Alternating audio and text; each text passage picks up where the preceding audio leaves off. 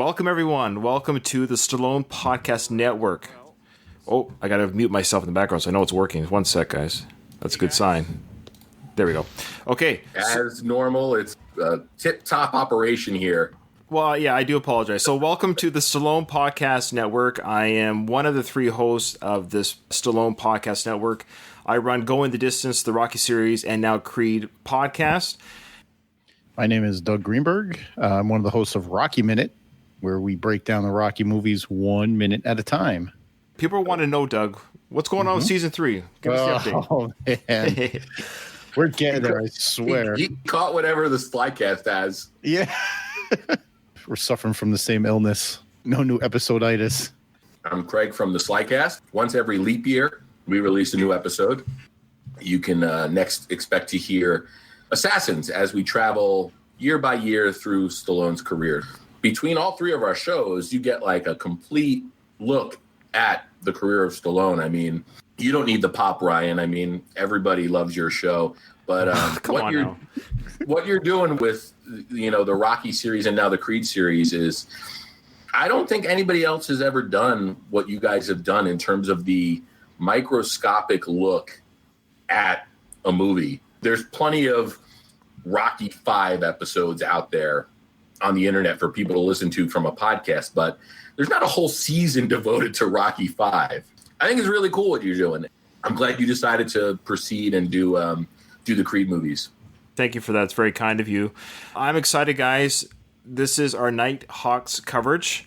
So we're going back to going live. That means we'll have 3 people watching this as we go live, but that's fine. People can jump in. They can laugh at us. It's generous that you think we're going to have 3 people. Yeah, no kidding, eh? Well, we got 7 now. That might be our record. Is it right now? There's 7 people watching? Yeah, that's crazy. Well, yeah, give it about 2 minutes. Actually, do me, you, and Craig count because I'm also watching? Probably is counting us as well. And I want to let people know who are subscribed to our channel, I'm sorry that we don't stream the movies. People come onto our channel, they get so angry because we don't just stream the movies. It's a movie discussion site. They're very confused by the fact that people talk about movies in a podcast format. I don't know why that is, but they come on here in a different language and get very mad at us. I translate it, and some of the things they say to us is very unkind. Those reviews are just comedy gold, by the way. 2 Idiots one was pretty good. I still think they were talking about Sharon Stone and Sylvester Stallone. I don't know how you keep comments turned on. I mean, I have very limited content on my YouTube channel. I think I turned off the comments on the content that I really care about because I just don't have maybe for the comedic effect, I should turn them back on. Well, you should. You would get nothing but nice things. Slycast is like still the godfather of the Stallone podcast. Let's roll into Nighthawks, guys. I'm actually very excited to talk about this film. This is the first time I've ever seen the film because I'm such a Stallone fanatic. I've seen, I would say, 98% of all of his films, or whatever the number is, a large portion. But this is a film that came out when I was 6 years old. And so when time kind of just kept going, and when I was a teenager, it was just this film that kind of always escaped my viewing. And just as time went on, I was like, I'm never going to get around to watching this thing. So I'm really grateful that we have this podcast in a weird way that it forced me to watch it. And I've seen many of the scenes. I've seen the tram scene. I've seen, of course, the big reveal at the end scene on YouTube, or just when you're around movies, as long as you're just around movies, you see these sequences a lot. But I don't think I've ever seen the story laid out in whole. What about you, Doug? Yeah, first time. The only thing I've ever really known about this film is Stallone in a beard. He had a very big Serpico sort of look. I think throughout the years, I kind of always confused the two because he looks so much like Serpico. I think it's a far different film than Serpico is. Right around the same time, 1970s feel, very heavy in the 70s vibe with the music, with the outfits and everything. The disco. Yes. First time I saw it, and I was pleasantly surprised. But when we did this movie on the Slycast, it was when we were still doing that. We would do a couple of years and just lump them all together in one episode when we were planning to. But, we would do Stallone 1980 to 1985 minus the Rocky and Rambo movies or whatever. Nighthawks was one of those episodes, I think, that got lumped in with Victory and maybe one other movie. So we didn't really get to talk about the movie in detail. We sort of did our compressed review of it. So I'm looking forward to this full coverage of it. In addition to the disco soundtrack, you also get almost the entire Brown Sugar by the Rolling Stones, which has to be a rare occurrence. I mean, especially for that time, you weren't really, I don't think the Stones were a band that was probably easy to license for a movie. It played forever. So there's two theories. One, well, it's a great song, but two, they paid the rights for it. That's what I was thinking, right? They're like, we paid $150,000 for this song. We're going to use every minute of it. They used every minute. And the whole sequence, of course, was just of them looking in the bar for Wolfgar. That's the two detectives played by, of course, Stallone and Billy Dee.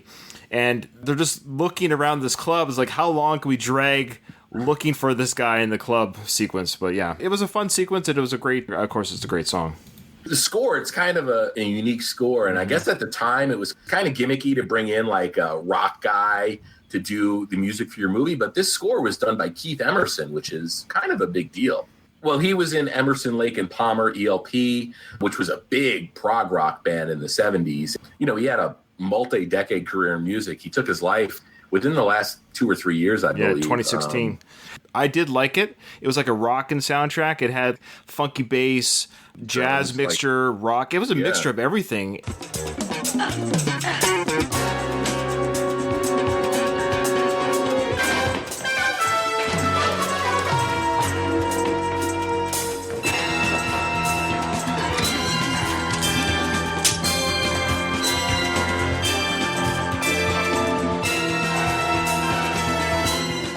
Then mixed in with it was actual songs from a lot of they must have spent a lot of money on music rights, because there were songs from everywhere. The one band was Alan Rosington Band or something like that. From Leonard Skinner. Well, Gary Rosington was the guitar player, one of the guitar players for Leonard Skinner. And I think he's the only one that's like still alive and playing with the band. Okay. Like out of all their guitar players, the other two are dead. Skinner's keyboard player's dead. Rosington might be like the only original or, 70s era Skinnerd guy still with Skinnerd. Although I'm sure there's people yelling at their screen right now or their speakers how wrong I am, That's fine. That we're not experts on anything. Obviously, people, if they really want to just read, there are podcasts. I admit there are podcasts that do this. They just literally read from Wikipedia. We can do that, but our reviews are more about how we felt. Silly things that kind of stuck out to us. We're Stallone podcast. So what was Stallone like in the film? What did he look like? Things like that. And actually, I do want to talk. We talked at the beginning of how he looked. He had the beard. Was this the last time he had a beard from this point until Rocky IV? I would think so, yeah. I think the Rocky IV beard was actually fake. Yeah, I mean, I would imagine so, because, what's Rocky IV going to shut down production for weeks, really? I mean... Or you film the beard scene first, and then you shave it for the other scenes. If you think about Rocky IV... was also filming around the same time, where the production of that was concurrent with, well, not concurrent, but filmed in very close proximity, was Rambo First Blood Part 2. So it's not like Sly had a lot of time to sit around and grow a beard. I was gonna say that's a shame if it was fake in Rocky IV, because I love that beard. It is actually. I'm 90% sure. I'm like 90% sure it was a fake beard. Well, look at the beard here in Nighthawks and compare it to the one in Rocky IV. I mean, Nighthawks is pretty much his natural. It's a well-trimmed, it's a well-groomed beard. I mean... Well, Doug, do you have the synopsis of the film before we get too... It's been so long since we did one of these that I forgot to do it. Basically, you've got two undercover cops who work in the street crime unit. Well, the movie opens with a woman who's... not the only time he's in drag. Stallone... He's wearing a mask. I hadn't seen this film before, but I'm watching it, and of course I got the high def going, and I'm like, that is a weird looking lady. Yeah. I love how this is 1981. They didn't have any female police officers. I was just going to say that's the absurdity of that scene. Really, it's like, come on, there's plenty of. I'm sure there were plenty of women officers. Maybe that not in the street crimes unit. No, but they still can have her play the bait, and then they come do what they're going to do to. So basically, I guess crime is so rampant, they can literally just put a woman on a street, and you're going to have 4 guys raping her. I mean, that's what is New York City in the late 70s, early 80s. I mean, it was a dangerous time. I mean, I'm not going to. The New York City that we know and love today is a lot different than the one from 40 years ago. I mean, even if you watch like Jason Takes Manhattan, which most of it was filmed in your neck of the woods, Ryan, in Canada, they did film in Times Square. And that was Times Square when it was like porno theaters. And, you know, there was a chance you could get mugged. Even watch like Jason Takes Manhattan and you'll see the scary New York City. I think it steadily got worse through the 70s and really like hit its peak under Mayor Dinkins in the 80s. Yeah. Well, remember like Bernard Goetz? Do you remember that? Yeah. Ryan? Yeah. He was like a subway vigilante. Oh. Yeah. He would ride the subway and he had like a pet rat, Doug? He would wait for people to mess with him and he would shoot them. It was like a real life death wish. Yeah, it was insane. So Louise Moslow just chimed in. He says he can't stay too long. He does listen to the shows on the audio, and he says, but he just wanted to check out some of the live recording and show you Mofo some love. So thanks, Louise. Awesome. Cheers, you. Luis. Okay, Drew's also there chiming in. He said that the club scene is his favorite scene in the movie. Yeah. Nice. It's a good scene. So this movie starts off with the big mugging, or the attempted mugging. Of course, Stallone's character, which his name is Deke De Silva. Sorry, takes off his mask and reveals that Doug's shaking his head at me all the time. He takes because this is your synopsis. This is like your 2-minute synopsis. No, I'm kind of going a little bit because I do have notes. I did take notes at the beginning, so I'm kind of going. We can talk about certain scenes because this opening scene is worth talking about because he's in drag. He beats up the muggers because he's a guy. And guys can beat up guys, but girls can't beat up guys. There was a foot chase with him in stockings and a nurse dress chasing down these muggers. Probably better than running in Converse, right?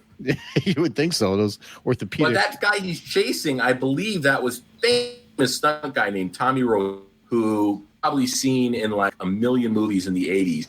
You saw him get shot, set on fire, thrown off a cliff. That dude was one of the go-to stunt guys. Okay, nice. So when this movie started, we have, of course, Sly or Deke does this fight with the bad guy at the fence. They beat him up. He takes the scarf and strangles him, and he arrests him. And then he drags him under arrest on the pavement back to his vehicle, I guess, or something. And he's dragging him by the scarf on the pavement. And he's, reading the Miranda rights to him as he's dragging him. And he ends the Miranda rights with amen. You have the right to a legal counsel. You have the right to remain silent. And anything you say can be used in a court of law against you. Amen. This is now 6-7 minutes into the film. I'm like, oh, is this a comedy? Am I supposed to? You said you didn't know at that point? Well, I knew that it had some grittiness to the film, kind of like a 48 Hours comedy, or even Beverly Hills Cop was kind of a gritty comedy. This is the 80s, right? But he's dragging a suspect on the ground, which I don't think is legal. By your neck? Probably not. No, with the scarf around him, reading the Miranda rights. But anyways, then I'm thinking, oh, this is a bit of a comedy. And if you want to right now, why don't we talk about the attempt at comedy throughout this film? Do you want to point out any references to the comedic bits that fell flat, I thought? Was there any attempts? Because I didn't get any. What are you... Well, just the idea that the lightheartedness, like the partner between Matthew Fox, played by Billy D. Williams, and De Silva, played by Stallone. I loved their chemistry, by the way. They were great together. They were good together. They were elbowing each other at the brief. This is stuff you do in 8th grade. I don't know. It felt weird that they were doing this. Like, yeah, you're touching me. I don't know. They're being silly with each other. Like, oh, you're such a troublemaker. Start trouble, okay? Why are you always such a troublemaker? And then he flicked them with the pencil. I don't know. I didn't really get too much of that. Did you guys catch all the Rocky stuff? Joe Spinell. Mm-hmm. That's the big one. Yeah, so Joe, who plays Gazzo. His ex-wife, played by Lindsay Wagner. Why even have her in the movie? I mean, like, what a waste. The Bionic Woman. There's actually more to talk about that because there's some deleted scenes that happened in the film between Lindsay Wagner and Stallone that would have had more of her in it. There was a scene at the end of the movie where they went out. Remember they had that phone call conversation? They were supposed to go on a date? Well, all right. How about this? Why don't we have dinner together next weekend? We could go to your favorite little Italian restaurant. Did I say something that brought that on? Maybe. Are you serious? Absolutely. Well, how about I make the reservations then? Yeah? I'll call you on Friday. Okay, bye. Bye. It was the end of the movie, and it ended with her saying that she wasn't going to remarry or be with him again, and had Stallone's character crying. And he had a breakdown or something, and it ended up getting cut. I know Sly is getting ready to prep a Rocky IV director's cut, but I think in the fandom, there's two movies that people would rather have the director's cut for before that, and I think Cobra is probably the first one on most people's list. And then the other one is Nighthawks, which Stallone has talked about. I think, didn't Stallone talk about like a 2-hour cut of the movie? There's a lot of deleted scenes. But speaking of deleted scenes, again, remember we talked about the specialist that rumor has it, or the trivia has it, that Stallone was a little bit... jealous of James Woods. Yeah, because James Woods is a scene stealer. He's a very charismatic actor, and...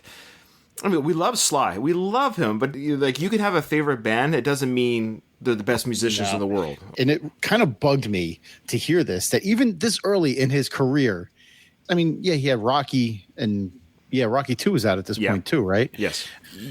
Yeah, so Rocky 2 was out, big success. But again, this rumor was that, during this filming, Rutger Hauer, who played Wolfgar, this was his first big film. And he did a great job in his debut film, a Norwegian actor. First American film, Yeah, first American, sorry. Actually, wasn't he Dutch? Yeah, Dutch. Okay. No, Dutch. Well, he worked a lot with the Dutch actor Paul Verhoeven, who made RoboCop. We'll have to ask Seiko if he's a national treasure like Paul Hogan is in Australia. So, but what you're saying about him recutting around James Woods to like kind of shine more of the spotlight on himself and less on James Woods, they showed two versions of this film to test audiences. One that highlighted more of Wolfgar's character, and one that highlighted more of Stallone's character. And the test audiences liked the one that showed more of Rutger Hauer, and that pissed Stallone off. So he went into the cutting room and just sliced it up and recut it, so it featured him more. It just goes to show that even back then, again, we love Sly, but he's got to be the first one to admit that in the 80s and in the 90s, he's admitted that he had an ego. He admits it. Mm-hmm. I don't think he has that anymore the way he did, but it was very much the case. It was in his 30s, mid-30s. Like, we get it. He was young compared to 74. I think he's humbled and wiser now. That we all are when we get older. But all that being said, I'm just saying that we're not trying to crap on him, but we're to explain this might be the history of his life.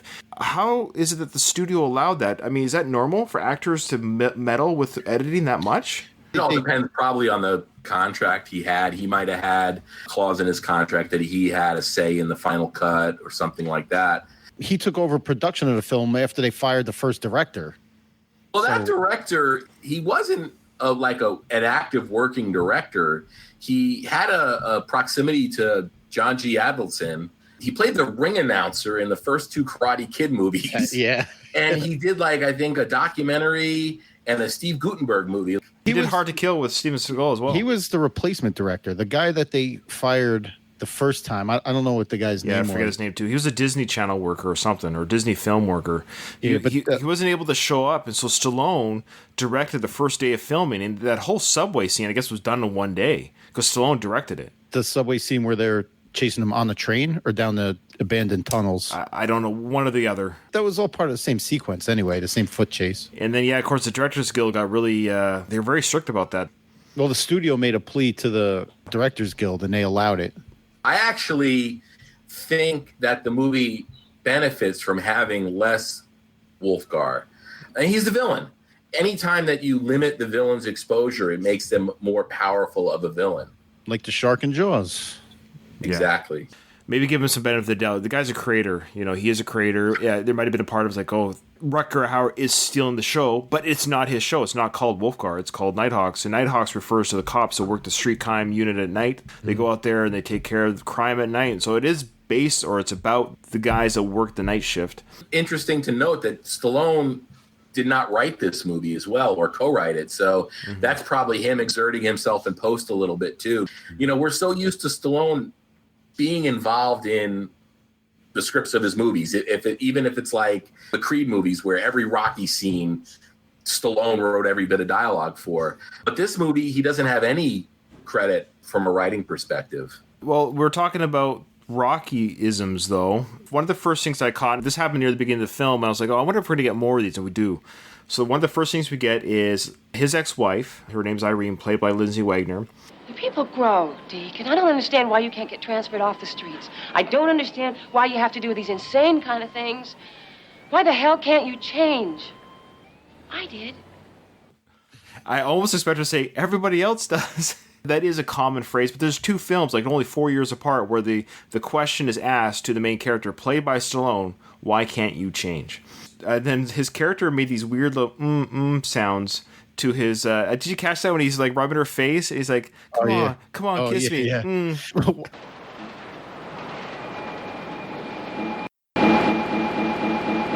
I feel like he's going to say, I'm going to kiss you. You don't have to kiss me back. I'm going to rub your cheek. You don't have to rub mine back. Oh, Sly. But he's got her cornered. He's stroking her face. It was very reminiscent of the Adrian first kiss. We're talking about Rutger Hauer's character. He kills a lot of people in this film. Yeah. He's a very effective killer. The opening body count for him, he blows up that department store. I mean, how many people were in that store? This is going to be a really deep cut for you guys. But Do you know who the counter girl that he talks to, what other role she played? She was Maggie in The Last Starfighter. Any other nerds in the house? Funny enough, I think the first director might have directed that film. Yeah, let's talk about that opening sequence there with the bombing. Very well done.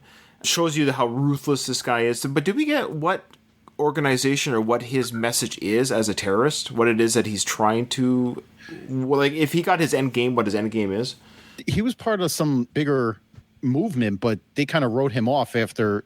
Because they said that there were children that were killed in that bombing, and he was like too much of a loose cannon for them, so they wrote him off. So he was pretty much on his own. But I don't know what his platform was. What was he terrorizing for? Because no country was ever mentioned. He just said he spoke for the people that don't have a voice. I do not enjoy killing, but it's my job. Someone has to do it. I represent oppressed victims who have nothing. I speak only for them. I'm their voice. I'm a liberator. You think you're a liberator? It fascinates him. He gives that note to Stallone for the press at the end of on the tram car, but we never know its contents. Ryan, watching this for the first time, did you think that Rutger Hauer kind of looked weird in that opening scene? I know Rutger Hauer obviously from Blade Runner more than anything. I know who he is in other films, but I'm not a huge fan of his, like I've followed his career. So I admit at the very beginning when that gentleman with the beard walked into the department store, I'm like, I know he plays the bad guy. Now he's putting a bomb under the clerk's desk or whatever, counter. So there's a part of me is like, oh, was that Rutger Hauer? I kid you not, I went on Wikipedia and I went on IMDb to see if somebody else played Wolfgar. No, that was him. I mean, I think they built up his nose a little bit. Okay. Because they talked about him wanting a more slender nose. It was mainly whatever prosthetics they did for his nose and the beard. And maybe he looked a little puffed up, I think. However they did that. It was definitely him. I got tricked because I don't know the actor very well. If it was Stallone being disguised, like we all know, it'd be very hard to disguise Stallone. He would have to have so much prosthetics on to not, very distinct features. We know him so well. But I admit, I was like, is that a different actor? Did they just get... I didn't know because it was a young Rutger Hauer too. Like he was young looking. I almost know more of his older years look. It was great. They did a great job.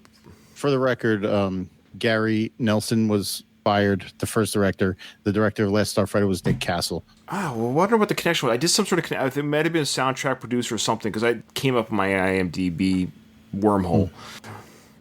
Speaking of body count, I love his first... When he's at that college party and he shoots the courier and the 3 police officers through his guitar case.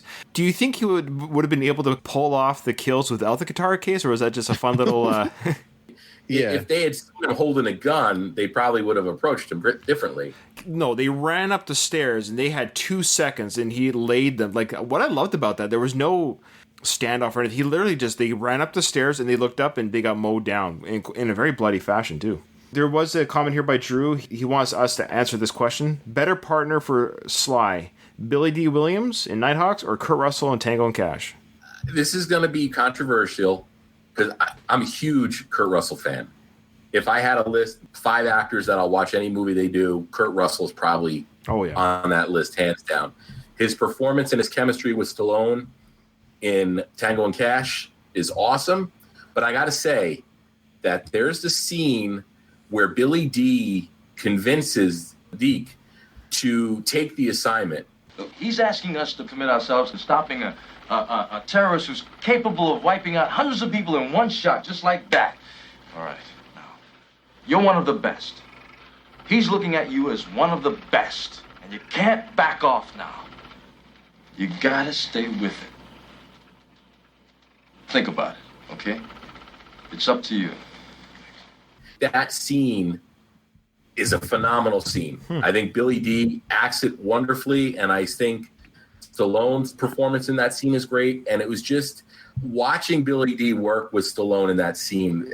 For me, I have to say that Billy D was the better partner. I love Billy D. I loved him in this.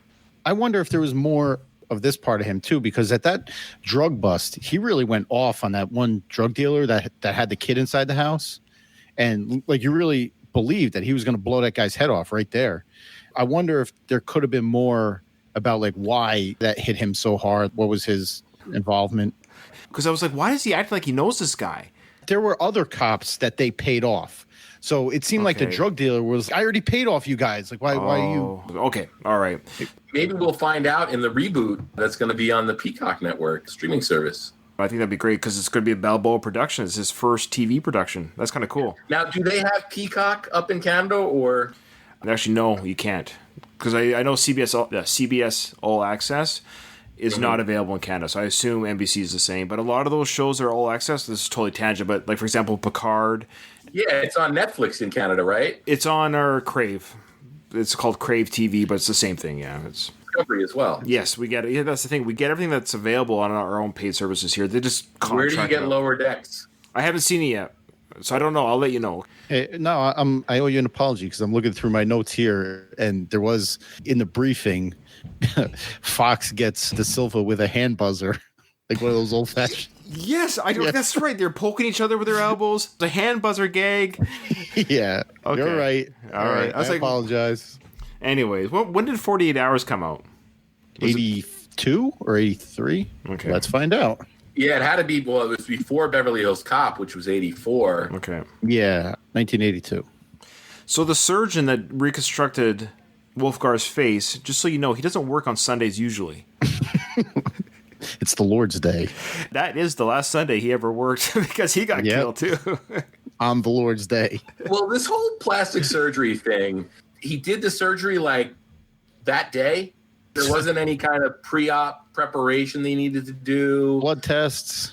The thing that really bugs me about this is, you have to factor in recovery time. We're talking, a couple of weeks, 4 to 6 weeks probably before he looks normal again. Mm-hmm. There was a detail here that pissed me off because the only reason that they know that Wolfgar has changed his looks is because he used a caliber of bullet that is like specific or tied to Wolfgar. Like, why would he do that? There was a plastic surgeon murdered in Paris recently. The method and caliber of the bullet used was the same as Wolfgar has used in similar assassinations. So, gentlemen, he may now look entirely different. Yeah, that's a very good point. This guy is so willing to not be caught that he changes his face, but he leaves forensic evidence behind that leads. No wonder his terrorist group doesn't want anything to do with this guy. He's not usually a loose cannon, but he's not very bright. He's just chaotic and a killer. They could have done a line where he's like, I wanted them to know that I was still out there, but now I look different or something. Like you said, it made him look completely incompetent. Wouldn't you use a burner weapon or something that couldn't be tied back to you forensically? And why would you have a calling card in the first place? Like you use the same caliber bullet every time? That's weird. They could have shaved his beard, cut his hair, and dyed it, and he would have been a completely different person. Yes. And the contact lenses so he could have blue eyes. Yeah, that was very specific. He wanted those. Well, I like how the doctor, when he asked for blue eyes, he looked at his eyeball like he's going to take it out and replace it with another eyeball look. It's like, just give me contact lenses. The guy went up to his eyes like, yeah, I think we can make those eyes blue. Well, with That's what? how they corrected vision back then, Ryan. Don't you know? They just scoop out the one and put in another. That's right. Stallone's character, he had a drawing that he was working on. So he had the picture of what Wolfgar looked like pre-surgery. He just, I guess, assumed what the natural alteration might be. How would you know that Put it this way, if I went to a professional artist, I said, look, you're not going to know, but I'm going to get my face mucked up so you can't recognize me anymore. Draw what I'm going to look like. How would the artist know? How did Sly's character even have any idea enough that he was able to ID him at the bar? Say, look, if I just erase this little line here on his cheekbone, it's him. Come on, D. Listen, why don't we check out another place? Wait. What? Let's say I did this. Took this off. Yeah? Added this. He could look something like that, couldn't he? Yeah, I guess so. Why? Because that is standing over there. I got a feeling. Well, you want to go check him out? I think it was they were trying to focus on his eyes. I think he saw something in his eyes. That dead psychopath look. I don't know what it was. But then in the middle of the bar, because he had the drawing with the beard on. Yeah. In the middle of the bar, he pulls out the drawing and he's like, wait, what if he did this and this? And like erased the beard and drew some cheek lines. How dark is it normally inside of a bar or a nightclub? Very. Too dark to put that connection together. Yeah, this had the movie lighting or whatever, but he was, 25, 30 feet away? Yeah. And I thought the first two guys that he saw that resembled him were him. What's funny is he altered the picture to match the guy. He could have done that for anybody. Why don't I just make his nose a little bit smaller and make his cheekbones a little bit more sunken in? It's that guy right there. Yeah. Jeez. There was an intelligent movie somewhere in this movie. I haven't really given my thoughts on the film as how I feel about it. Rutger Hauer saved the film overall. Every scene that he was in, he was good. Even though it's the plot devices that he had to act in weren't very good. That wasn't his fault as an actor. And the fact, I think all the moving parts of the actors did a good job. I think everyone in their role of what they did, I think they brought it to the table. I think there was a film in there somewhere, again, that got mucked up on the editing table. Didn't have a very good flow, and there's a lot of plot devices.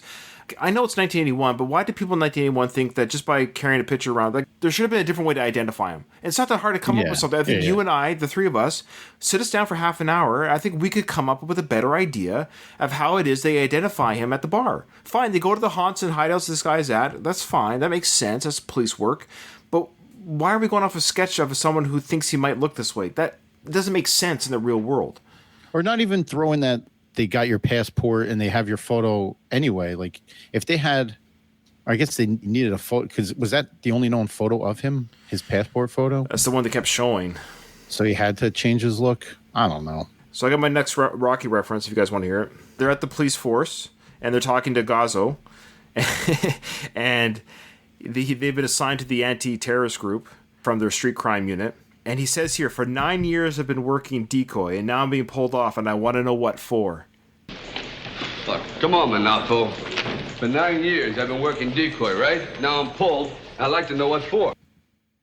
You get it? Do you get what that's connected to? For 6 years I've been... Oh, yeah. For 6 years... I want to know now. Yeah, so he actually says it's a different line, but Sly's got to know. I just said this in my most famous film 5 years ago where I said... For 6 years I've been coming here, you've been sticking to me, I want to know how come. And Gosling should have said, yeah, you don't want to know. You want to know? And then I love it when Sly's character, De Silva, touches Joe Spinelli's character, Manufa, or whatever his name is. He goes... He flipped out. He goes, get your hands off me, sucker! And this department will extend every courtesy. Do you understand? No, I don't understand. Get your hands off me! Understand this, sucker! Speaking of sound bites and going back to we didn't get to the train chase yet. Do you want to, or we can go back? Well, there at the end of that, after Fox gets his face sliced, De Silva's screaming like, "I'm gonna kill you! I'm gonna kill you, mother!" Bleep. His meltdown is just awesome, and especially at the end, like the last mother that he says. Sorry. On the YouTube videos, you can swear. I'll edit it for the podcast. So it's fine. But the last one he says, he rings it out and it trails off and the sound turns into the train, zooming down a tunnel. It's a really great piece of sound editing. Stallone's got the great yell. When he's crying over Mickey's body, when he's doing Drago at the top of the mountain, he's got that great guttural yell in his voice. Yeah. He's got a very deep, boisterous voice. Yeah, he's got it. Real gravelly and like he does have a great yell. What I love is this terrorist brief. It's the longest brief in history. Oh my God! No wonder they're getting crazy. De Silva and so what's happened here, folks, is De Silva and Matthew Fox, the two partners, they've been pulled into this anti-terrorist group to capture this known terrorist who's made his way. Was it New York? I'm sorry, guys. Was it New York City? Yeah, it was New York City. Okay. So this terrorist is in New York City. They've somehow got this intel that he's in the city. So they've gotten together all these different organizations, the best from this group, the best from this group. So they got the two best guys from street crime to be part of this anti-terrorist task force group. And because of their military records? Yeah, the military, yes. 52 confirmed kills, yeah. They're in this briefing, and this briefing goes on forever. It's almost like a montage briefing. It gets to one point where the intelligence officer from the UK is now asking them questions about characters in this ploy. Shaka Holland. OPEC raid, Vienna. And what? What did she do in the OPEC raid? Okay, once again. She shot a policeman in the neck at point-blank range. She kills without provocation. She's a known associate of Wolfgar's. De Silva, name the 3 successful anti-terrorist raids recorded worldwide. Look, we've gone over and over this for days now. And we'll go over it until it's second nature. You have to learn to think like him, to act with the same ruthlessness he does. Isn't this overkill? It's like a university course. It was over several days. They're like, let's go out and get this guy. And he's like, we'll go out and get this guy after this intense training is completed. Yeah. And then he goes, name the top 3 successful anti-terrorism raids. But then Deke makes a great point. His cover is always some woman who's clean. He loses one, he finds another. We know his M.O., but what we don't know and what we'll never know sitting here... Deke is basically this guy's a bozo. He always finds a single woman to latch himself onto. As a street cop, he knew that was the through line or the way to get to him. Deke makes a pretty good point there. If I was somehow in charge of script doctoring or like what does make sense here, I would have said, well, it's important to have the brief. It's okay for the character to be a little bit annoyed by the brief, but by the briefing, but it should have been shortened. We could still see the annoyance of the character being like, let's get out there. But at the same time, my little knowledge in the military, I'm sure Doug, with your as a police officer, you know this. It's important to get intelligence before you go out there. You can't just go out in the street and look for the guy. They got to know what he looks like, what his MOs. The brief is important. It's like a huddle before football play. You have to have what's our plan before we go out there. Yeah, but a huddle doesn't take days and days. The problem is they know that this guy's in New York. They know that he's going to kill a bunch of people because he wants to get on the news and he wants to make a name for himself. But there's no sense of urgency. Yeah, that's a great... have a quick briefing. This is where he hangs out. He latches on to single women at these discos and shacks up with them as his base of operations. What a horrible MO. So his MO is he finds a female that will take him in, basically live with him, to store his cache of armory. This is actually his known MO, that he uses a girl's residence to store his good. Why can't he just get an apartment or a basement suite and nobody finds his stuff? Mm-hmm. Why complicate it? Just so he has somebody else to kill in the movie? Like another innocent person that they want to kill? We just got Drew just chimed in. He said, mention Doug is a police officer in every episode. Check. It's on your bingo card, your Stallone Podcast Network bingo card. Yeah, so you know Ryan's MO. Ryan's MO is make bad jokes, mention Doug's a cop. Craig to fall asleep and take no notes. Yeah, doing no notes and offering up bullshit facts. Well, Craig ruined your other part of your MO when you mentioned Judge Dredd. When's the Judge Dredd episode coming out? Well, now it's Assassins. So I think this is the second episode where we've asked about when's Assassins coming out. Ryan, I got to tell you, the Assassins recording, it was the first time that myself, Jeff Ferry, and Mike Kunda had sat down and podcasted together in a very, very long time. I'd have to pull the file up, but it's 2.5, 240. You know what editing's like. I mean, you're an editing beast. Man, if I wasn't such a meticulous editor, I would pop those episodes out. To sit down with 240 minutes of raw audio, alone you have to deal with all the shit on my end. The birds, the dogs, the police cars in my old apartment. I respect the heck out of the fact that you're able to churn out content the way you are, because I sit down to edit and I'll do 10 minutes of work. It'll take me 40, 50, 60 minutes, and then I'm done for the day. And now you've created it so I have to edit that whole thing out that you just talked about.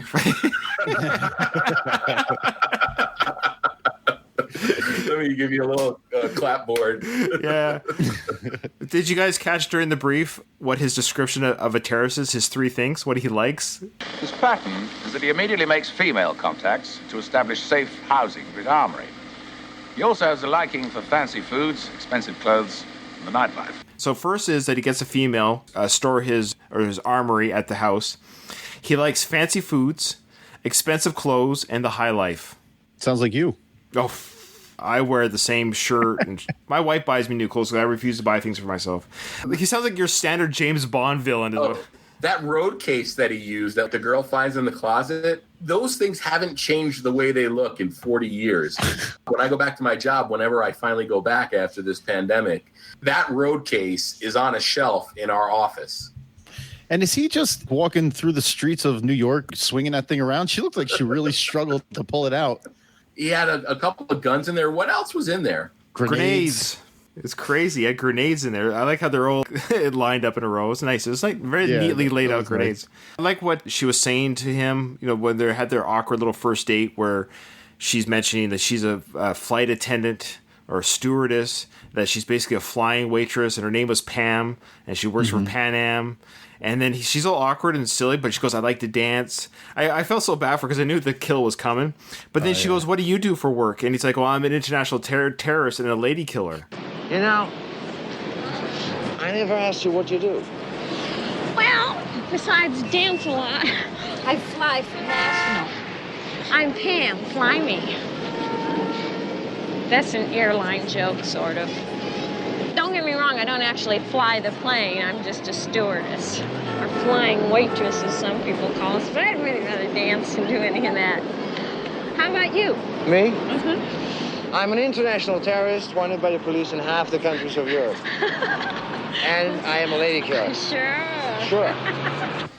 And that was you. Yeah, you. But that was a great delivery and a great little line there where it's one of those, it's a bit of a trope that happens in movies every now and then where you say the truth because it's so absurd that no one's going to believe you. Yeah. I liked a lot about his character. Yeah, he acted the shit out of this for real. There was the English guy Hartman is going over the Silva's military record when he mentions the 52 registered kills in Vietnam. Deke De Silva, drafted into the Army August the 4th, 1969. Volunteered for Airborne School. Applied for, accepted by Officers Candidate School. Reassigned 1st Lieutenant, 1st Cavalry Division, Vietnam. And much more. The most interesting statistic is 52 registered kills in combat service. One would have said that you were quite adept at pulling the trigger, wouldn't one? That was war. Let me just say that I have a feeling you'll do the right thing at the right time. It seems like Hartman just wants them to find Wolfgar and kill him. Good point, yeah. And without bringing him in, without arresting him, without due process, they just want him whacked. De Silva's, I'm not going to do that. I'm not just going to kill somebody because there's too much risk involved with innocent people, blah, blah, blah. They make this a whole thing about him not wanting collateral damage, which I guess is admirable, but they make this a real plot point for the whole film. Maybe there was something years ago earlier in his career where a stray bullet might have capped an innocent person, but that was never talked about. Yeah, there was really no payoff for it. He was so hesitant about killing this guy because during the briefing, he's like, it sounds like you just want us to kill him. I'm not a killer. I did become a police officer to be a killer. This is a terrorist. He doesn't think like a criminal. He wants to be a hero, and you want to treat him like some mugger on the streets? Get inside the man's head, damn it! Look, I understand that, but how do you expect me to understand that you're training us to be nothing but assassins? And the only difference between him and us will be the badge. I don't know about you, and I don't know about the rest of these men, but I didn't join the force to kill people. And everyone in America... No, I'm joking. Jesus. But what I'm getting at is, well, he's not really saying that. He's saying that this guy is a killer. He's a brutal terror in the confines of the film. He's already murdered people in London. He's a killer in general. So if you got a clean shot, take the shot. I don't think any agency would ever do that. You'd want to always get people alive for information. Information is gold. Just to kill him doesn't, you want to know what his network is. So it does seem odd. A better film might have made this guy a bad guy too, because he wants this guy dead. So this kind of complex thing going on. there's also that pesky thing called the right to due process. Like the guy, That's what I mean, as big of a piece of shit as he is, he deserves his day in court, I guess. That's true. And to get back to your train scene, Doug, he's telling Deke to take the shot when he's got the knife to the woman's neck. You'd have to be a pretty damn good shot. A precision shot, yeah. I mean, that's like a sniper shot. There is no cop in the world is going to take that shot. There was nothing on him that was visible for a clean shot, and he was moving around. There's nothing you can do. Collateral damage, I'm sure, in your all silliness aside, I know police officers obviously do not want to harm the public. I can only imagine there's no police officer that would take that shot. No, you're taking an extreme risk at hitting the innocent hostage or whatever. Because in that situation, he's using her as a shield. He wants her alive. Let him get away. At this point, we don't want her dead. It's not her fault this whole thing is happening. He's going to get away. That's fine, because if he just slices her throat, like, he's not going to, because then she'll die and he'll have an open shot. Exactly. We had a case here back in, it was years ago, in the Woodbridge Center, the shopping mall here in New Jersey. There was a guy who took a woman like that, and the cop was a sharpshooter, killed the guy, and the hostage ended up suing the Woodbridge Police Department for damages, for mental anguish and whatever, because the cop took that shot. This isn't the litigious 1970s, right? You know, the more recent times here, but that's a possibility too. Oh man, the Woodbridge Mall. Yeah, good old days, huh? I caught a film flub. I mean, there's a many, but I actually caught a legit film flub. It was the Rosington Collins Band was playing on the record player. Okay, you follow me here? Mm-hmm. And the first song that was playing was Getaway. And then she pushed the needle forward. And my understanding is she pushed it from the outer inner. She slid it forward. I double checked. And by sliding it forward, you're going to the next song.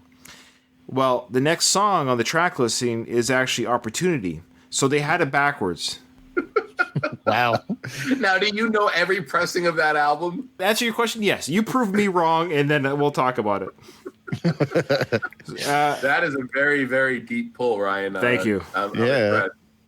To call that a film flub is I really thought she went backwards, though. No, she pushed it forward. So in a sense, either way, you don't hear the scratch.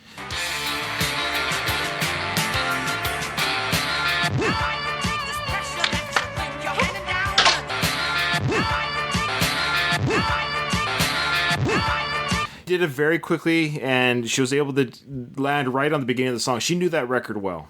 So we talked about his leaving plan. So he did, to be fair, he left that bullet, right, at the surgeon's office. But he also left evidence at the killed girlfriend's house. Remember what it was? The map of... Wait, what did he blow? Oh, he blew up something in a financial district. That's right, a little bank or whatever at night. He left the map at his girlfriend's house after he killed her. Because I was thinking, how do they know this dead girl, has anything to do with the terrorists? And that's how, because a map was left there of... Yes? We found a stewardess dead. What stewardess? Look, if you guys down at command center haven't heard of this girl, maybe it's time you did. We're not sure who her boyfriend was, but we've gone through her souvenirs. It's like a road map of every discotheque and singles bar in town. So what's that have to do with us? No, nothing unusual, except one thing that doesn't belong. A map of the Wall Street area. The street that was bombed was circled. I want you and Fox to hit all the places she might have hung out. Somebody might have a beat on it. All right, we're on it. The bomb and that location was circled. Yeah. So maybe he is doing it on purpose. Maybe it's his thrill being chased a little bit. I want to give some props to Stallone acting. Of course. That scene where Hartman, the English guy, is going over his military record, and he tells De Silva, like, I have a feeling you'll do the right thing at the right time. We talk a lot on Rocky Minute about Stallone's silent acting, his face acting, and he does a lot of that in this part when Hartman's talking to him. He's taking it in, and it's almost like when he mentions Vietnam, it almost is like in Stallone's mind, De Silva's back in Vietnam at that moment, thinking about these registered kills and it being war. This isn't war. Yes. That was war, so it was okay to kill 52 people. It was a good bit of face acting. And when the commissioner says, they go back and forth between Stallone and the commissioner a couple of times. And then the commissioner says, good evening, De Silva. And then they cut back to Wolfgar. But I wish at the end of that, after he says good evening, they did like another shot of Stallone in that place doing some more of that silent facial acting. That scene was good. Stallone, like I said, was good. He was good in this film. Totally made me wish that he did more of these type of films. Yeah. The gritty cop dramas are great. I love cop films and TV shows. I'm a sucker for them. I watch Blue Bloods. I watched NYPD Blue. I watch all that stuff, man. I love the cop dramas and TV shows. So blame Rocky 3. Yeah, maybe. The other Rocky pull. You ready? 2 in 1 scene. When they're at that function with the UN function or whatever, he's made friends with the English guy. They've become friends now. They respect each other and what they do. I knew right then and there that guy was dead. Yeah. Because it was too jolly, too jovial. Yeah, because they said let's go for Chinese after or whatever. Chinese after tonight's tasking. Let's go to get a bite to eat and hang out as comrades. He said, "Do you want to pick the place or pay for it or whatever?" And Stallone's character's response was, "Age before beauty." Are you hungry? Bit? Chinese food later? Look forward to it. Mr. Silver, by the way, who's picking up the check? Well, I believe in age before beauty, don't you? He's that same line 2 years later in Rocky 3. Oh. To Apollo when he enters the ring, goes age before beauty. Another Rockyism. Yes, and then the fourth one was right after that. He runs up those steps. Steps, those are a lot of steps. I think it's almost more than the Philadelphia Art Museum. Maybe. Anyway, yeah. I had one too, Ryan. Right before this, he's talking to his ex on the phone when she asks him to dinner. He says, "Are you serious?" And she says, "Absolutely." Oh, there you go. Maybe. Are you serious? Absolutely. Another Stalloneism is he keeps saying, "Come on, come on." Come on, badass. Come on, cut me, badass. Come on. Come on. Come on. Come on. Come on, badass. Come on. He always does that when he's in a fight. He does that. Come on, come on, Creed. Yeah, well, yeah. I sounded very good. Yeah. You know what? I kept saying after I watched this movie, I kept saying from Expendables 2, where he's calling out Valan. He's like, "Come on, Valan. Come on, Valan." Come on, Valan. Somebody's dying. Come on, Valan. Come on, Valan. And they had 911 back then? I didn't know that. Give me 911, please. In 81. 911? Yeah. Oh, sure. The guy at the tram called for 911. Maybe Canada didn't have it then. That's all. I kind of remember when it was a big thing, and I don't remember 6 years old when this movie came on. I guess they already had it in States, so good for you guys. Look at you guys being progressive. 1968, according to the Google. Okay. There you go. At that moment, it was the Wolfgar's partner, the Shaka, the female, the girl who kills the commissioner. You know, everybody runs and finds the commissioner dead. Manafo, who's Joe Spinell, says they have all the exits covered, and De Silva goes, "Forget it, she's gone." All right.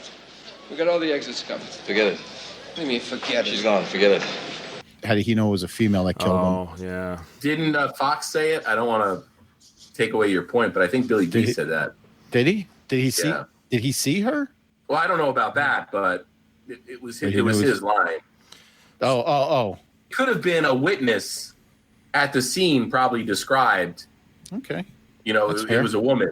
Drew chimed in again. He said that he agrees that Rocky 3 changed everything. After that kind of success, Stallone was never going to go back to small, grittier movies. Yep. I agree. Man. That's a good point. It's just too bad. I liked seeing Stallone in this. Though, why was he dressed like a pimp the whole film? Was that the undercover? With the leather jacket. Those tinted glasses? Were those prescribed glasses? Yeah, that was like the Serpico look. I mean, Serpico was a real dude. I think that was the undercover cop. Probably they had like a style guide. He looked cool. Hey, Ryan, in the elevated tram car, did you actually think that he was going to kill the baby? No. Because remember, he wanted to be back in the good graces with his old terrorist group. The reason why he got kicked out was because the terrorist group was against the killing of children. So that's why he wanted to publicly save the baby, was to show both the states and his terrorist group that I'm not a baby killer. Look, I will carry out this mission, but I'm going to protect the children. See, me too. So he made it known that he was going to save the baby. That's why. When he kills that one hostage in that tram, he's using a high-powered weapon there. Would there have been like other people that were impacted by that? I mean, it seemed like a weapon that's a really messy weapon. Uzis are not that strong. The thing about an Uzi is its high capacity. It's still only a 9mm. It was overkill, basically. Definitely overkill, but I think the collateral damage there would be hearing loss by everybody inside that tram car because tight space. That kill was for drama and for like, oh my. Because you know on films, they don't really kill very often the hostage, but I like this one's for you, De Silva. He just kills her. This one's for you, De Silva. Oh, Christ, don't do it. Oh, God damn it, Matt, he killed her. I requested no police. The way they dump her out of the tram, it's very... Dumped her out of the tram, dude. She took the only thing a 200-foot drop. Yeah. The only thing I really, maybe a better filmmaker would have done it, you don't get any reaction from the husband. Well, maybe maybe he's looking for an out. he gives Wolfgar like a wink. I want to get back to clothes real quick. Who else loved that Superman shirt that Billy D had? What was the story behind that? I have no idea. I mean, it's just another telltale sign that this is a movie that was made 40 years ago, because that's not a logo you would see. I mean, Superman was big back then. I think the first two had been out by then. Have they not? Yeah. But what I'm saying is, you don't do that nowadays. There'd be probably rights that you'd have to clear and things like that, and they probably wouldn't want to give that kind of rub to a competing franchise or whatever. But sure. And it wasn't even like that refined of a logo either. It almost looked like a patch or something. It looked out of place. For sure. There are people who are just that nerdy about their likes and interests. Some people even do a whole podcast on one person. Who are those losers? Well, there's two idiots on this one at least. I like that. It says two idiots, but there's three of us, so that's his game. Yeah. He knows there's three of us. He says two idiots. Now you three fight it out. He was dropping a little bit of poison into the water to create internal tension. That's right. There's a moment when Wolfgar is making his demands to the police department, and he says all these comrades that he wants released from their prisons. Yeah. The following comrades are to be released before 10 o'clock. Mohammed Yafi, Rafael Saldana, Miroslav Yakovich, Lu Chantao. Did that remind anybody of Hans Gruber in Die Hard? I wonder if they picked that from this. I think there's a little bit of similarity in that, and the ruthlessness of the killing of that hostage. Hans Gruber did that too in Die Hard with that guy who was snorting cocaine at the desk. Whatever that is. Ellis. Yeah. Harry Ellis. Bobby. Bobby. That was improv, by the way, too. Oh, was it? Yeah, that actor, he improv that line. So that was pretty good. Let's talk about the end. Doug, did you know the reveal? Because this was your first time watching it. Did you know that was Sly and Drag? Kind of a callback to the beginning of the film? No, I thought Sly was going to come in through the door blow. Uh-oh. You got some lag here, folks. Just stand by. You like Stallone's butt. And, I love how he's wearing this wig, and it's just plopped on top of his head. He doesn't have the shower cap thing. Something to swimmer's hide his normal hair. And why wouldn't he have worn the absurd mask? Just repeat if you don't mind for the audio. I missed it. So just say again what the issue was with Sly not dressed up properly. Oh, did you hear me talk about his butt? That's where I came in, but I missed how you led up to it. At what point is it Stallone in that scene? Because when he first comes in the apartment, it's a very slender person with a little bit of a butt. Clearly, it's not Stallone, or at least hopefully it's not Stallone. I would argue that he was working with his ex-wife because she actually walked into the building. So they could have been working in cahoots together. And once the door opens, she goes to the side and he comes out. Oh, at what point did he know that? She was a part of the plan. She knew that he was out, that Stallone's character would have said, look, this is a dangerous mission or whatever. You're going to come home. I'm going to be in the house right there with you. But you're going to walk through the door. You're going to do some dishes in the kitchen. Once that door opens, you're going to go to the side of the pantry and I'm going to come out. So he'd risk a civilian that he has a relationship with, but wouldn't depend on a policewoman at the beginning of the movie. Exactly. A trained professional. Drew mentioned that this movie was originally a sequel to The French Connection or Death Wish. Can't remember which one. It was The French Connection. French Connection, yeah. And, part 3. It was supposed to be part 3. Yeah, Gene Hackman didn't want to do another one. It was almost the exact same plot. Apparently, the story was already created, and then they brought in the screenwriter to finish it up. I think it's the screenwriter that did Flight of the Navigators. One of those things. Anyways, so the screenwriter... I know, Last Starfighter. Sorry. Oh yeah. The French Connection 3 was going to be basically this story. That's why you have the black cop character on the side, because it's supposed to be Richard Pryor working with Gene Hackman. Yeah. And then you would have had some comedy. And by the way, this writer did work on a movie called Flight of the Intruder in 1991. Maybe that's one of the... I don't know. Last Starfighter, Navigator, Flight of the Intruder, Inner Space. Wow. Inner Space. A pretty good little ending there with the turnaround reveal. I love how he takes off the wig before he shoots. You got a guy with a knife very close to you. And Doug, you know about proximity, capability, and intent, right? So this guy's very close to do some stabbing. I would not take the time to take my hand off my weapon. This is really embarrassing that I'm wearing a wig. So I'm going to take this off, because when I kill you, I'm going to kill you like a man. They should have had a line from an insert shot of Rutger Hauer saying, "You." Like you didn't recognize him until he took the wig off. Yeah. Now, clearly, Wolfgar was going for like a suicide by cop thing here, right? He didn't think that he was going to get the jump on Deke, did he? No, he was there to kill Irene. No, but what I'm saying is once Deke's got the gun drawn on him, like... He's not going in alive. He figures, I might get something in. I might get something in. Mm-hmm. But he isn't going in alive. There's no way. He knows what he's done, what he's quote-unquote guilty of with the rules of the world. There's no way he's going to be... I'm going to go out shooting. Why not? You might take him with him, something like that. And did you guys see the gunshot violence that was brutal? Like the one bullet. What kind of caliber weapon did he have there to do that kind of splatter? I vaguely remember reading that ending, there was a lot of editing chicanery there as well.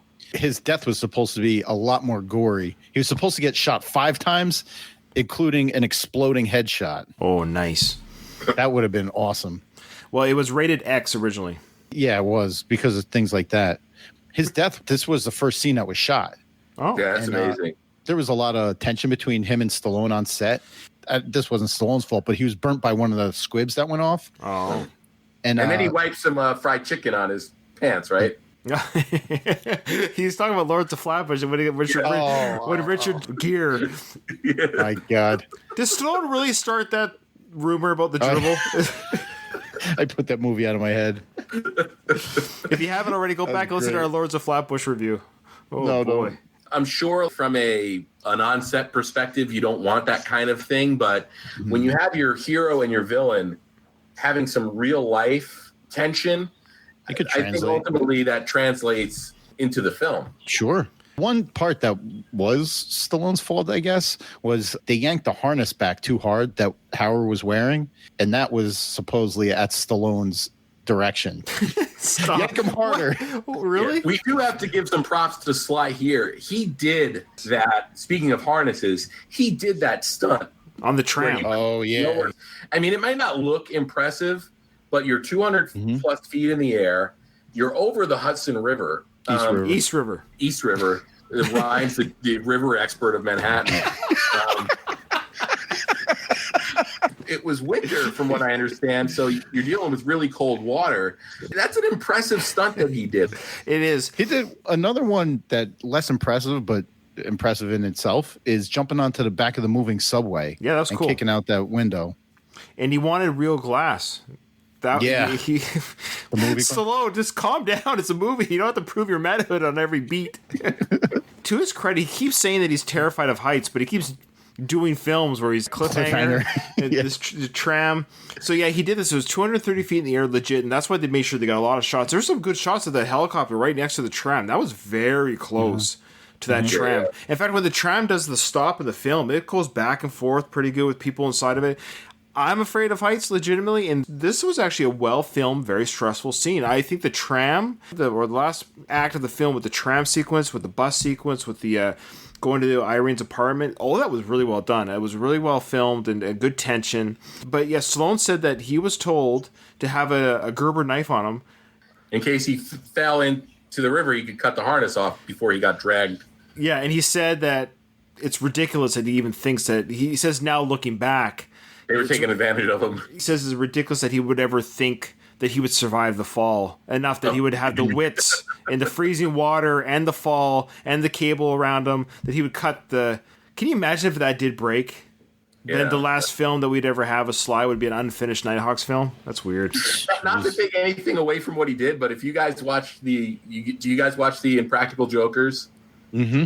No. Yeah. Do you remember the episode where they put Joe in the Captain Fat Belly suit on top of the tram? Yeah. It was like the Nighthawk tram. Yeah, and it was high. That was high. Yeah. He was tethered in. Mm-hmm.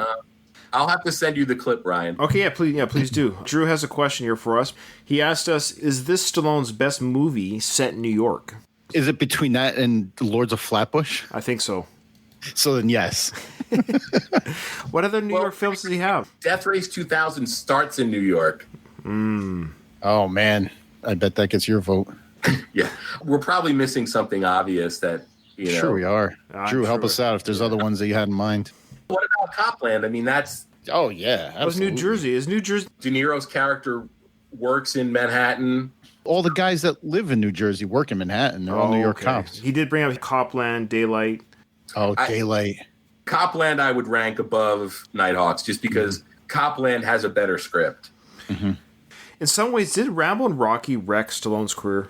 His acting range, I should say? Yeah, it changed his career. You know, I mean, there's an alternate universe somewhere where, you know, Rocky 3 didn't get made for whatever reason, and that's where all those movies you want to see are, Ryan. Yeah, it's hard to say that two of the most famous franchise characters ever put to screen wrecked the guy's No, movie I'm sorry. career. I meant to say pigeonhole. I hate the term pigeonhole because it's a curse and a blessing. It changed the path. It changed the path he was on. Think about your favorite artist, your favorite musical artist, same idea. They produce or make an album that they almost are beholden to that style. It's like, crap, I have a lot more in my repertoire, but people don't want to see it. I got famous off of this type of music or this album, and here I am. That's why this project is so interesting to me, because I've never seen these early movies before he became that Rocky 3 Sylvester Stallone that we came to be.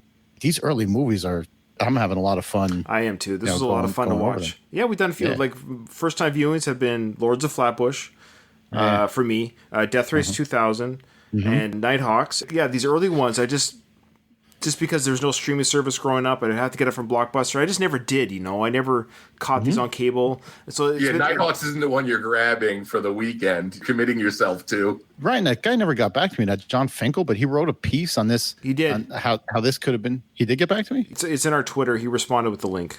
Oh, I found a dead link. I looked on Google and I found it, but the link was dead. No, he gave us a live one. I checked it, but I told him I wasn't going to read it till after our review because I didn't want to steal from it. Oh, okay. It was supposed to be published in a magazine that recently shut down called Rebeller. Yeah. So a month or two ago, there was actually like some Me Too related stuff, I think, went on with the way they were running their company or something. So unfortunately, his article got lost in the shuffle. It's been published on his blog from what I remember seeing on Twitter. I haven't read it yet either because I want the stupid shit I say to be, not to say that whatever he wrote is stupid. I want to give a shout out to our friends of the podcast. The Arms Race podcast, they're friends of the show. I listened to their breakdowns of the films that we've covered after we've recorded, and we hit a lot of the same beats. Obviously, we're talking about the same movie. They've done Nighthawks as well, so I'm looking forward to watching that. And I know they listen to these Stallone Podcast Network episodes. I want to give them a shout out and thank for their support on that. Sweet. So, guys, that's Nighthawks. I want to say it would cost $5 million to make, and it made $20 million in the theater. So, even at this time with Stallone's career, he wasn't. It wasn't Rocky. It wasn't drawing. But you know what? I would take that return on my investment any day of the week. 50 to 20 or 5 to 20? Yeah, of course. Yeah, $4 million the budget. Yeah, it wasn't a bomb. I mean, $20 million in 1981 is probably 100. Probably so. Today's money cost $20 million to make, made $100 million. That's a good turnaround. Yeah.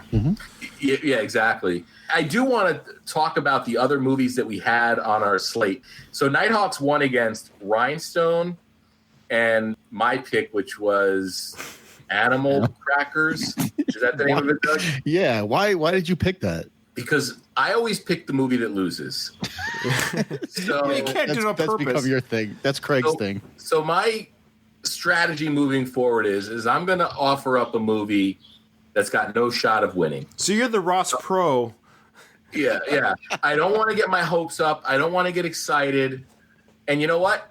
If by some miracle Animal Crackers gets picked, we're going to have an awesome episode. Well, yeah. So behind the scenes stuff for our listeners, we all do our independent pick to put it for the poll on Twitter and Facebook, and Nighthawks won just barely over Rhinestone on both Facebook and Twitter combined. Rhinestone was the original one that came up, and that was Doug's choice.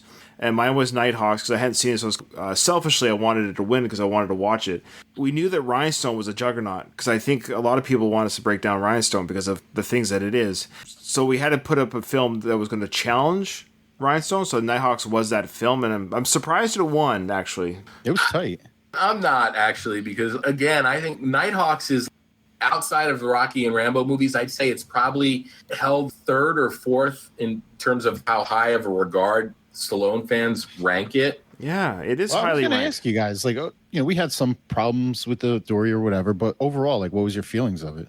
I did watch with the idea of it was filmed in 1981. There's some filming techniques that I would have done differently. Doesn't mean it's better, but there was some of that guerrilla style filming that was kind of cool to see. Some of the scenes of New York, it looked like the Beirut blast had went through this. I can't believe that city looked the way it did. It, to me, that was the most shocking thing. Was it's a time capsule of what New York used to look like. It was slums and dirty and gross, and I don't know if it's still like that in a lot of areas. I was legitimately surprised what it looked like in 1980. It looked like an atomic blast that went off, and I know we didn't touch too much on that. So it was kind of cool to see that history of film and to see what places looked like back then. It was cool to see Stallone being kind of cool, the beard, the glasses. His acting was really great in it. His chemistry with Billy D was fun. I think just with a more competent director and a more tightly edited film, we could have had a real classic, like gritty kind of classic. I felt like at times I didn't know what kind of movie it was supposed to be. There was a comedy, buzzer hand moments, and then there was people getting their throats slit. I think it needed to find a tone to match what it could have been. I really did enjoy it. This hasn't been a funny episode, so to speak, because there wasn't a lot to make fun of. It was actually it was an enjoyable watch. This movie is held in the regard that it's held because of its potential than its execution. I enjoy watching movies from this period of Stallone's career. It's before he became that superstar action hero juggernaut. Getting to see him work as part of an ensemble is always a treat. This movie is remembered more for the potential it had than what it actually delivered. I enjoyed the movie as a whole. I love seeing Stallone in this role. I love Ryan. I'm with you, man. I love those old gritty New York films when it shows New York as just a hellscape that it used to be back then. The city's dark. Most of the stuff we see is at nighttime. That really lends itself to the feel of New York at the time. We didn't talk enough about Billy D. Williams. He was fantastic in this.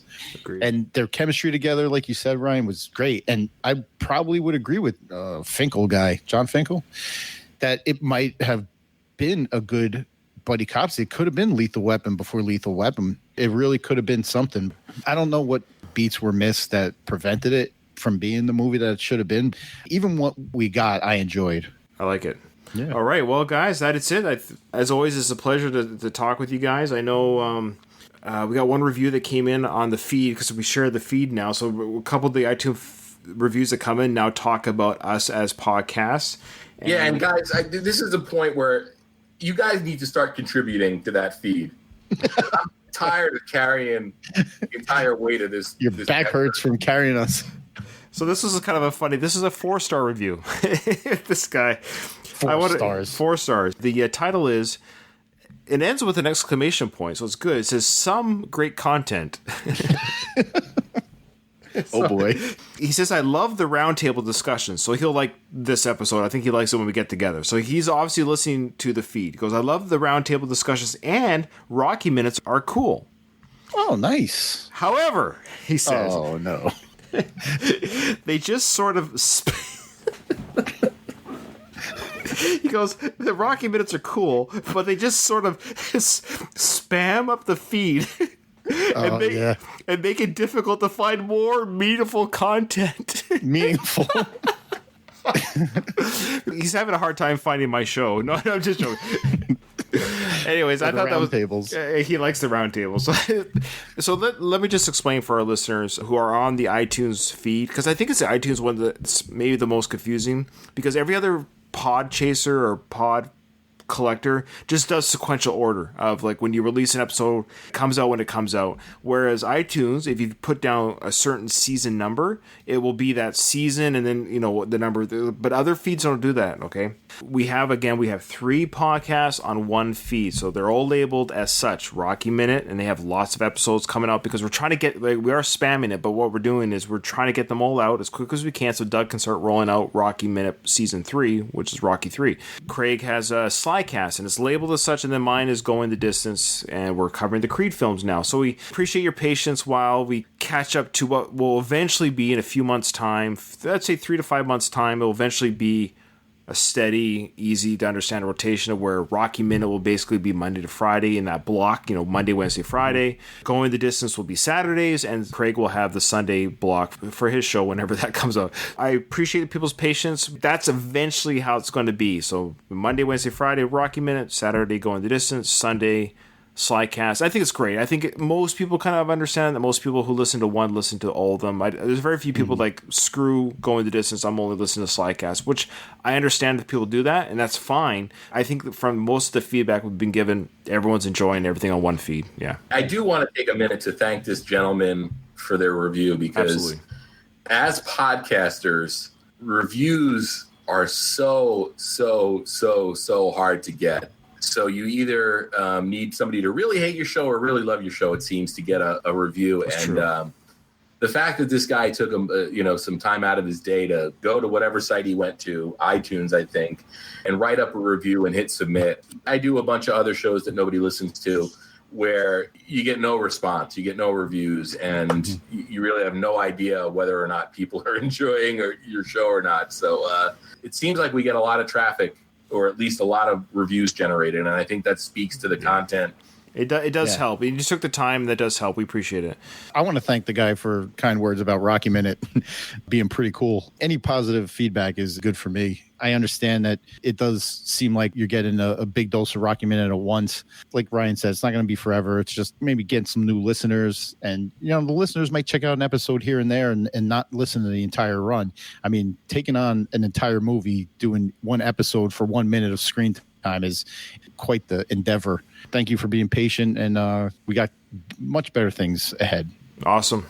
All right, guys, thank you so much for everyone that joined us in the chat. Drew especially, thank you. We're hoping the next time we do this, we're going to do it again. So if you're listening to this on the audio feed, you're like, oh, crap, they actually did a live episode. Yes, we did. It was short notice because we didn't know if it was going to work or not, but it worked. No hiccups. Amazing. So join us in a month's time. We're going to try to do this once a month. So this audio feed will come out at the beginning of September and then so forth and so forth. So we kind of record in the middle of the previous month to have it come out the first of the month on our feed.